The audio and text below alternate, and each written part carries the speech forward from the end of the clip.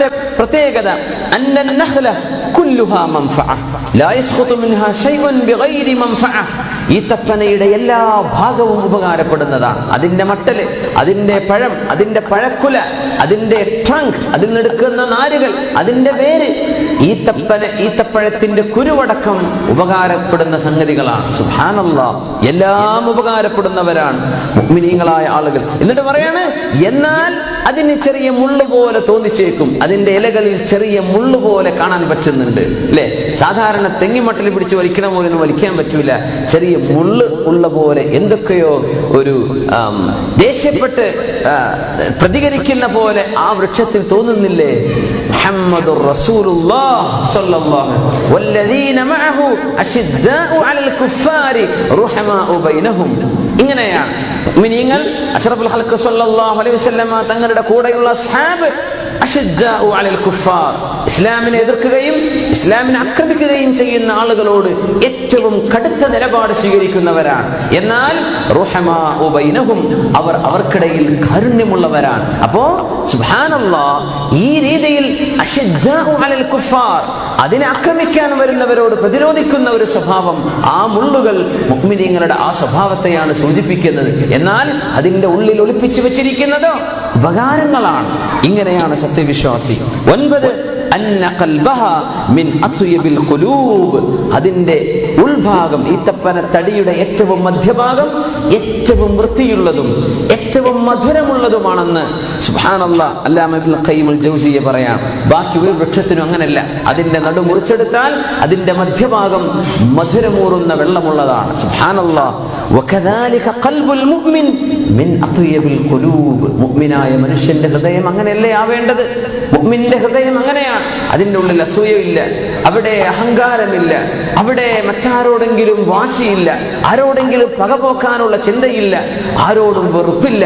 എല്ലാവർക്കും നന്മ വരട്ടെ, എല്ലാവർക്കും നല്ലത് ഭവിക്കട്ടെ എന്ന് ചിന്തിക്കുന്ന ഹൃദയമാണ് മുഅ്മിനായ മനുഷ്യന്റെ ഹൃദയം. മുഅ്മിനായ മനുഷ്യന്റെ ഹൃദയം പോലെ സ്ഫുടം ചെയ്തെടുത്തതാണ് ഈ തപ്പനയുടെ മധ്യഭാഗം. അതും മുഅ്മിനിന്റെ ഉദാഹരണമല്ലേ?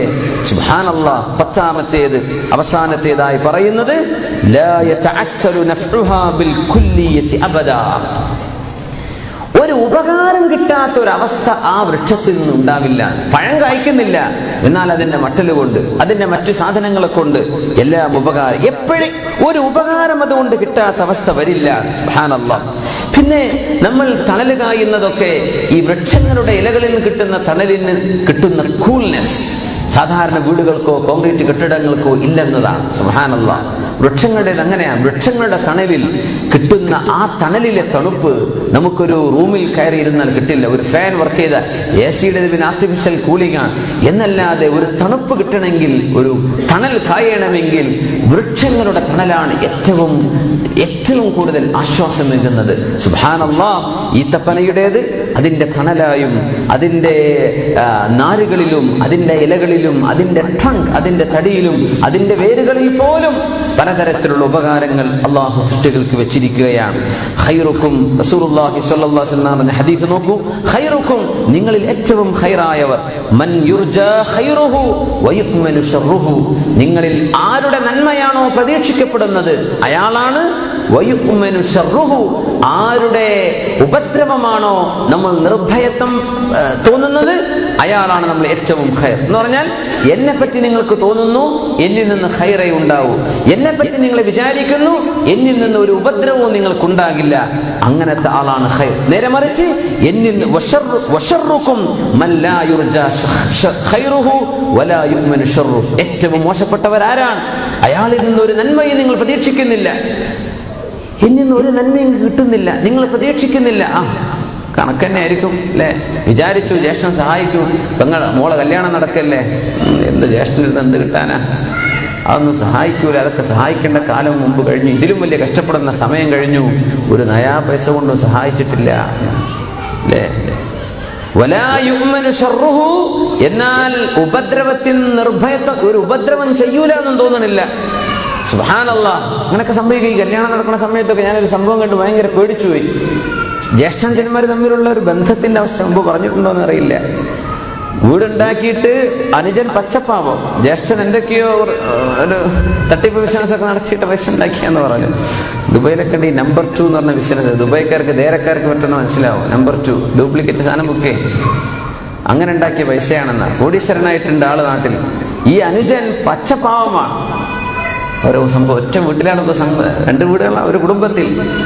അപ്പോ ഈ അനുജന്റെ മോളെ കല്യാണം നടക്കുകയാണ്. ജ്യേഷ്ഠൻ എന്തെങ്കിലും സഹായിക്കുമെന്ന് പ്രതീക്ഷിക്കുകയാണ്. ഈ ജ്യേഷ്ഠന്റെ പുരക്ക് ഇന്റർലോക്ക് ചെയ്തത് 7 ലക്ഷം റുപ്യ ചെയ്തിട്ട് മുറ്റത്തിന്റെ ഇന്റർലോക്ക് പണി ചെയ്തിട്ടുണ്ട്. 7 ലക്ഷം. ഈ 7 ലക്ഷം കിട്ടണമെങ്കിൽ സാധുവിന്റെ മോളെ കല്യാണം അന്തസ് നടത്താമായിരുന്നു ഒക്കെ മനസ്സിലാഗ്രഹിക്കില്ല, മനസ്സ് പൊട്ടിപ്പോകൂലേ.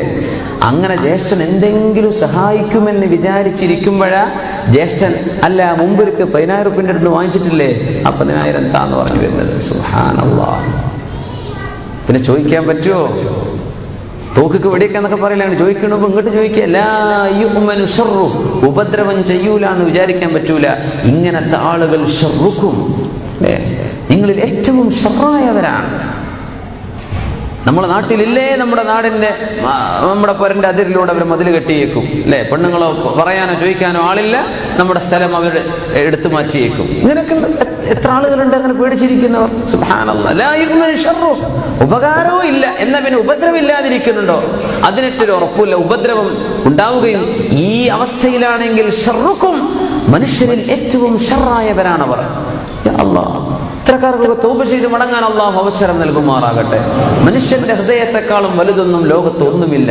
മനുഷ്യ ഹൃദയത്തെ വേദനിപ്പിച്ച് മനുഷ്യൻ നേടുന്ന എന്തും മണ്ണിനേക്കാളും നിസ്സാരമാണ്. മണ്ണിന് വിലയുണ്ട്.